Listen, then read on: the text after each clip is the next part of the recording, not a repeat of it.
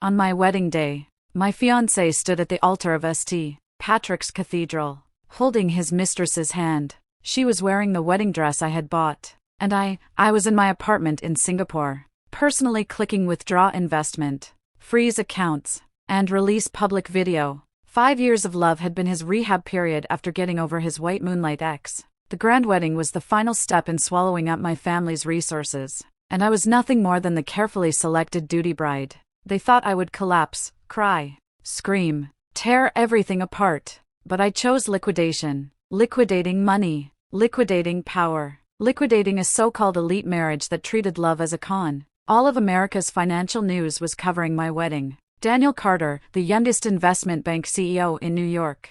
Me, Evelyn Zhang, the only daughter of a tech company founder. They called it the power marriage of the year. They said Daniel doted on his wife beyond measure. My phone buzzed. The 5th missed call, from Daniel. Evelyn, why didn't you come to the tasting again? His voice crackled through the line, barely containing his anger. I looked at the legal documents on my computer screen. I'm busy, I said calmly. Busy with what that's more important than the wedding? His voice rose. Are you getting cold feet? I set down my pen. Regret? What I regretted was taking 5 years to finally understand the play. Daniel, I said softly, my voice light as a feather. I just don't have time to act anymore. 3 seconds of dead silence. Then the sound of something smashing. Perfect. Letting the mask slip is always easier than keeping it on. Half an hour later, my mother called. Sweetheart, Daniel says you've been distant lately? I stared at the document I had just signed, application to exit the prenuptial agreement. An email from my lawyer popped up, clause activated, effective in 48 hours. Mom, I said, I'm just making sure that on the wedding day, the real bride won't be missing. She went quiet. She understood. The family group chat exploded. Over 20 unread messages. All in Chinese. Marriage requires tolerance. All men are like this before marriage. Evelyn, don't be childish. Childish? I sneered and flipped through the wedding contract. 30 pages. 28 pages detailing the bride's responsibilities. The bride shall coordinate all guest accommodations. The bride shall ensure no conflicts arise between both families' ceremonial customs. The bride shall adjust her work schedule within 6 months after marriage to meet family needs. The groom's responsibilities? 1 line, attend. So fair. Daniel pushed the door open, holding a box from my favorite dessert shop. Got you macarons. He smiled gently, as if nothing had happened. In the past, I would have been touched. Now all I saw was his phone screen still lit up, a conversation with an unsaved number. Same place tomorrow? Miss you. I took the box and tossed it straight into the trash. Expired, I said. His expression stiffened. Evelyn, what do you actually want? He asked in a low voice. After we're married, you can step back from the company. Take it easy. Wouldn't that be better? The words stabbed into my heart like ice picks, and I finally understood. He didn't want to marry me. He wanted to marry away my shares, my resources, my influence on the board. What he feared was never that I was too busy. It was that I had too much power. My phone vibrated. An unfamiliar number. I answered.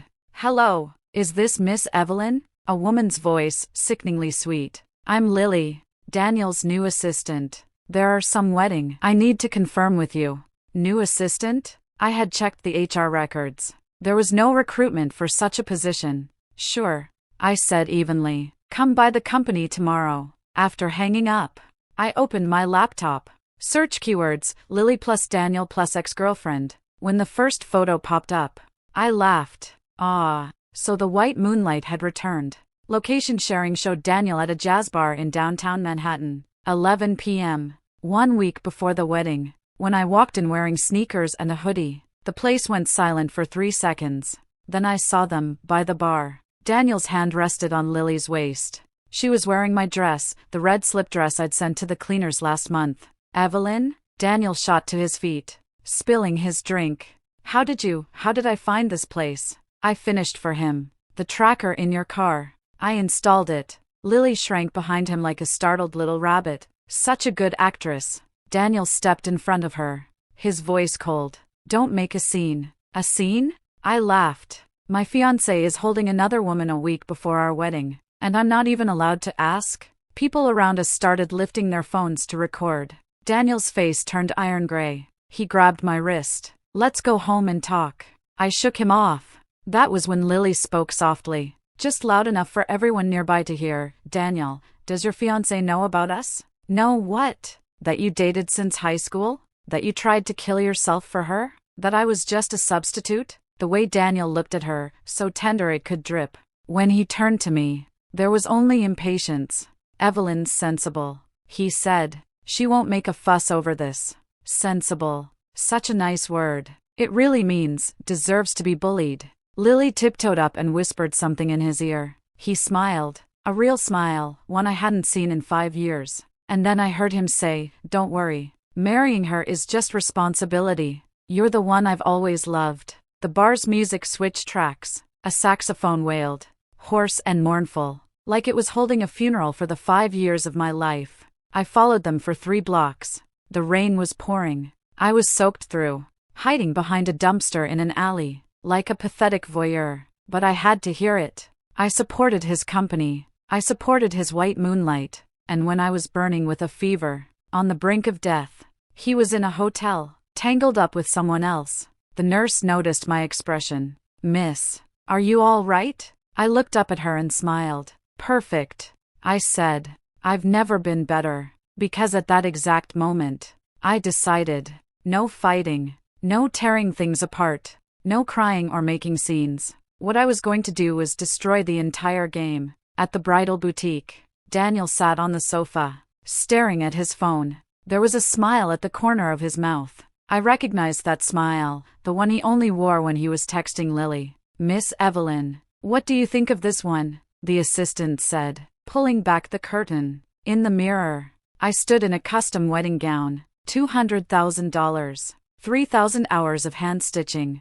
Beautiful, like a dream. "Daniel?" I called softly. He didn't look up. "Daniel." I raised my voice. He frowned, finally lifting his gaze from the screen and glancing at me. Does it look good?" He nodded perfunctorily. "You look the same in anything." The assistant froze awkwardly. I watched his fingers fly across the screen. "That restaurant's lighting is too dark. It'll irritate your allergies. I found another place, taking you there tonight." So thoughtful, blind to my wedding dress, yet obsessing over restaurant lighting for her. I turned and went back into the fitting room. I slipped the engagement ring off my ring finger. 5 carats. D color. Flawless. Financial magazines had called it a symbol of love. They didn't know. I bought it myself. Back then, Daniel had said, "Baby, pick whatever you like.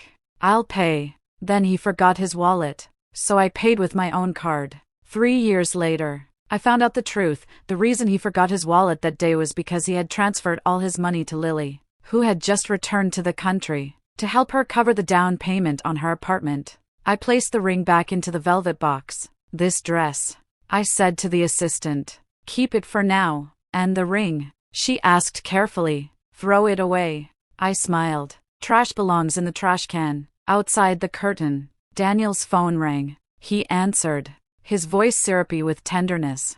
"You're awake? Last night really wore you out." I leaned against the wall and closed my eyes. My heart didn't hurt anymore. Good. A Michelin 3-star restaurant. Daniel said it was our last couple's date before the wedding. When I arrived, there were 3 people at the table. Lily was dressed in white, sitting in my seat. "Evelyn, yeah." She stood up, beaming. "Daniel said you wouldn't mind one more person." So I shamelessly tagged along. I'm his secretary now, and there are some work things to discuss. Secretary. A secretary who stayed in hotels, received sports cars, and wore my dresses. Daniel pulled out a chair beside him. "Evelyn, sit here." That seat had its back to the window, the lighting dim. The seat Lily occupied was my favorite, by the window, with a view of Central Park.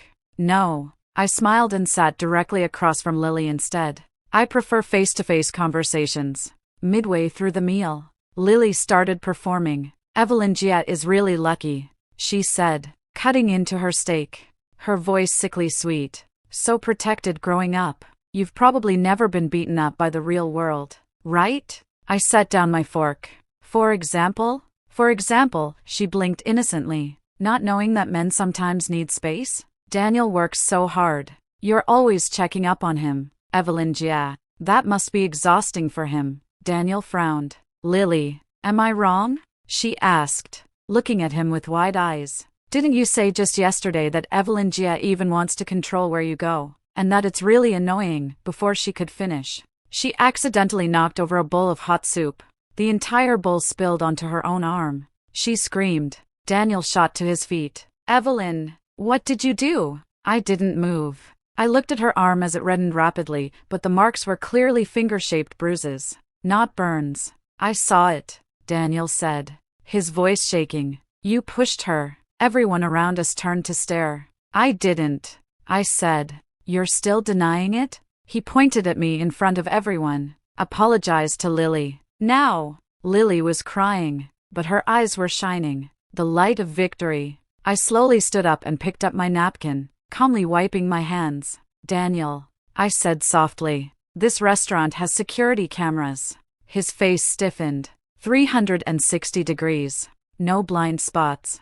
I continued, including under the table. Lily's crying stopped abruptly. I bent down and picked up a small object by her feet, a miniature remote control. I pressed a button, and a faint mechanical sound came from beneath the table. A remote-controlled tipping device, I said, holding it up for Daniel to see. $300. Next day delivery on Amazon. Want me to forward you the purchase record? Dead silence. Then I took out my phone and dialed a number. Security? I said. Table 7. Someone has deliberately staged an injury and committed defamation. Please retrieve the surveillance footage and call the police. At 2 in the morning, my phone buzzed. An unknown number sent photos. A hotel king-size bed. Daniel, shirtless, asleep. Lily curled against him, flashing a peace sign at the mirror. Caption, he looks so cute when he's asleep. Too bad, you didn't get to see this for the past 5 years. Did you? I zoomed in. The bedsheets were Fred's classic line, exclusive to hotels owned by my family. On the nightstand was half a glass of red wine. Daniel was allergic to alcohol, so the wine was Lily's. In the corner of the photo, I could vaguely see her suitcase, an LV New Season model, priced at $8,000. Purchased last week. I checked the records. At the same time, Daniel's credit card showed a charge of exactly $8,000. So generous. Using my money to keep his mistress. The second photo arrived. Daniel's profile. A kiss mark on his neck. Caption, he said your kisses feel like completing a task. Me? I make him lose control. The third photo, their hands. Fingers tightly interlaced. Caption, I got the wedding invitation. Tell me, should I wear white? I replied, you want to wear a wedding dress? She was typing for a long time. Then, so you're finally willing to face reality? I typed, go to the wedding. I'll step aside. Almost instantly, really? Really? I replied, but you have to agree to one thing. What? Attend as my close friend. If the bride suddenly changes, people will get suspicious. You can say, I fell seriously ill, and you're completing the ceremony for me. This time, there was a 5-minute silence. Then, will Daniel agree? He will. I typed with a smile. As long as you tell him it's my voluntary decision and that I've promised to transfer my shares to him after the wedding. I could practically hear the ecstasy on the other end. Okay, I agree. I'll have my lawyer send you the wedding schedule. Remember, wear the dress I ordered. Otherwise people will get suspicious. No problem. I put down my phone and opened my airline app. One-way ticket, New York to Singapore. Departure, 10 a.m. On the morning of the wedding. Business class. Window seat. Then I called my lawyer. Proceed as planned. The first cut, joint accounts. The shared account Daniel and I had held $8 million. $7. $5 million of it was mine. I printed 5 years of transaction records, highlighting every one of his personal expenses, gifts for Lily, trips with her, even her apartment rent. Then I froze the account. The second cut, corporate blood transfusion. Daniel's company, Carter Capital, looked glamorous on the surface but had been losing money for 3 consecutive years. It survived solely on the strategic investments my family injected every month. I had my father stop the funding. At the same time, we withdrew the CFO we had stationed there. The third cut, the wedding contract. That 30-page bride's responsibility agreement. I had my lawyer add an appendix in the event of a major breach by the groom, including but not limited to emotional infidelity or financial fraud. The bride may unilaterally cancel the wedding without refunding any gifts or bearing any costs. The evidence package for breach had long been prepared: audio recordings, photos, transfer records, hotel surveillance footage. Enough to ruin him completely. The fourth cut: souvenirs. 5 years of dating had accumulated countless memories. The necklace he gave me, picked over leftovers from Lily. Our couple watches, his had been sold long ago. The money used to buy Lily a bag. Those love letters, I later discovered they were plagiarized from Tagore's poems. I boxed everything up and donated it to a charity shop. The fifth cut: identity separation. I removed myself as his emergency contact. Removed his family from my insurance beneficiaries. Cancelled every membership tied to him. My lawyer called Evelyn. Daniel's company stock dropped 30% today. The board is in emergency session. I sipped my coffee, flipping through the opening plan for our Singapore subsidiary. Keep going, I said. Wait until he comes begging. Will he? The lawyer asked. He will, I smiled. Because in 3 days, he's supposed to present his post-marriage growth story to investors. No bride. No funding from my family. No fairy tale of a power marriage. Let's see how he performs then. In the evening, Lily sent a text: my wedding dress is a bit tight. But no worries, I'll lose weight before the wedding. Smiley face. Attached was a selfie of her wearing my wedding dress, with Daniel's apartment in the background. My dress was hanging in her closet. I replied, it suits you. Wish you both happiness. Then I took a screenshot and sent it to Daniel's mother. Caption: Auntie, looks like you'll have a new daughter-in-law. Congratulations. 3 seconds later, her call came through. I hung up immediately and turned off my phone. St. Patrick's Cathedral. Half of New York's elite were in attendance. Financial reporters lined both sides of the red carpet. Live cameras focused on the cathedral doors. Time: 2 p.m. The ceremony should have begun, but the bride hadn't arrived. Daniel stood at the altar, his face shifting from pale to iron gray. He had called me for the 10th time. The number you've dialed is turned off. The bridesmaids whispered among themselves. My parents sat in the front row, expressionless. They knew. The only people in the entire hall who knew there would be no bride today. 2:10 p.m. Guests began to stir. Daniel rushed to my father. Where's Evelyn? My father looked up. You don't know? How would I know? Daniel's voice shook. Did something happen to her? Something happen? My mother sneered. When you were at a hotel with your secretary, didn't you worry about her then? Daniel's face fell. At that moment, the cathedral doors opened. A figure in white appeared, backlit. The guests gasped. But then, silence fell. Because it wasn't Evelyn who walked in. It was Lily. She wore my wedding dress, my veil, and held the arm of an older stranger, later revealed to be an actor hired to impersonate her father. She walked toward Daniel, smiling radiantly. Daniel froze, like he'd been struck by lightning.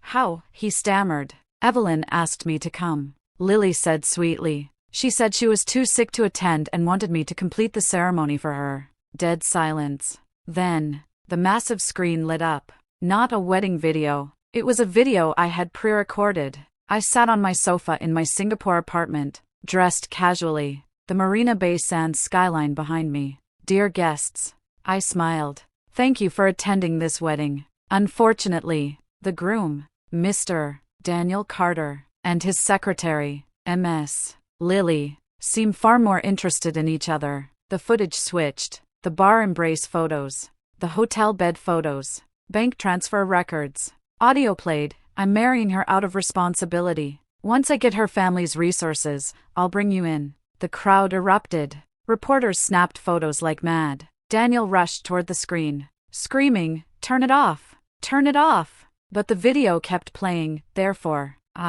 Evelyn Zhang, officially announced the cancellation of my engagement to Daniel Carter. The Zhang family will also withdraw all investments in Carter Capital. Legal procedures have been initiated. Finally, I faced the camera, smiling, wishing the new couple a permanent lockout, so they don't harm anyone else. The screen went dark.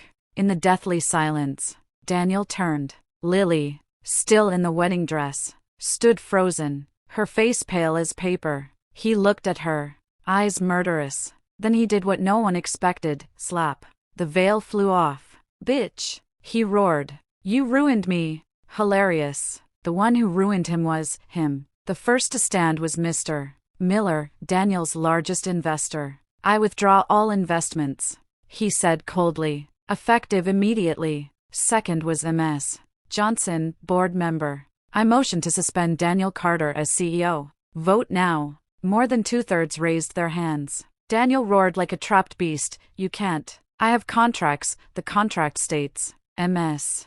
Johnson interrupted. If a CEO's personal actions cause serious damage to the company's reputation, the board may unconditionally remove them. Flashbulbs exploded. Reporters captured Daniel's collapsing expression. Lily crying, covering her face. Ridiculous. The wedding dress trailing on the dusty floor. My parents stood and left, without looking back. As they exited, my father told the press 70% of Carter Capital's success came from my daughter's resources. Now, we're taking them back. The next day, every financial newspaper carried this headline, with a photo of Daniel being escorted out of the company by security. As for Lily, she was left in the cathedral, wearing a dress that didn't belong to her, facing ridicule from the world. Later, security said she sat on the steps crying for 2 hours, until the bridal shop staff arrived and forcibly removed the $200,000 dress.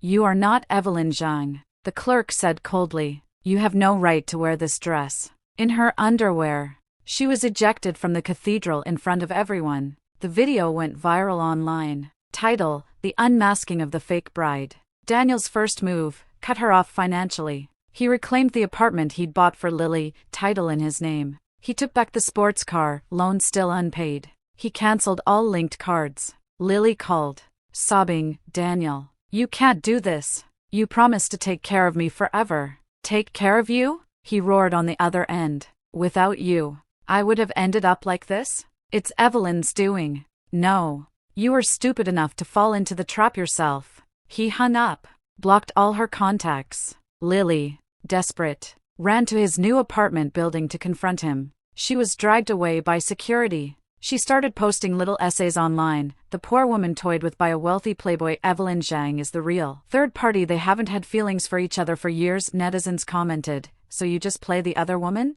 Wearing someone else's wedding dress to a ceremony. Shame on you, serves you right. My colleagues in Singapore sent me screenshots, asking if I wanted to sue her for defamation. I replied, no need. Let her make a scene. The bigger the scene, the faster Daniel would fall. Sure enough, 3 days later, Daniel received a court summons. Lily was suing him for emotional fraud, demanding $5 million. The media feasted. New headlines: wedding drama, female lead strikes back at heartless groom from true love to mutual destruction, only a bankruptcy away. Meanwhile, I was in a conference room in Singapore, listening to my team report on a new project. My assistant whispered, Evelyn, your ex-fiancé's company filed for bankruptcy protection today. I nodded, noted, and continued reviewing financial reports. Outside the window, the Marina Bay lights sparkled like stars. Here, no one knew Daniel Carter. No one cared about that farce of a wedding. Here, I was Evelyn Zhang, CEO of Zhang Technologies, Asia Pacific. The only label that mattered, my competence. Daniel's collapse was total. Company bankrupt. Friends estranged. Those so-called partners who once called him brother now wouldn't even answer his calls. Family humiliated. The Carter family was socially marginalized, removed from charity gala guest lists. Health deteriorated. Years of stress and alcohol led him to collapse one night in his apartment. Acute pancreatitis. Rushed to the hospital. Emergency contacts. First me, deleted. Second his mother. The old lady arrived, looked at her son hooked up to machines, and said only one thing, serves you right. Medical bills became a problem. His insurance had lapsed. Savings drained by lawsuits and compensation. Eventually, a charitable foundation had to cover them. The once dominant investment banker now relied on charity to pay hospital fees. Irony. During hospitalization, the only gift he received was an updated legal notice from Lily. She had raised her claim to $10 million. The nurse said when he saw it, the heart monitor went off for a long time. But none of it concerned me. In my 3rd month in Singapore, I received a call from my mother. Daniel's mother contacted me. she said. He's gravely ill and wants to see you one last time. I was signing a $50 million investment agreement. Mom, I said, signing as I spoke.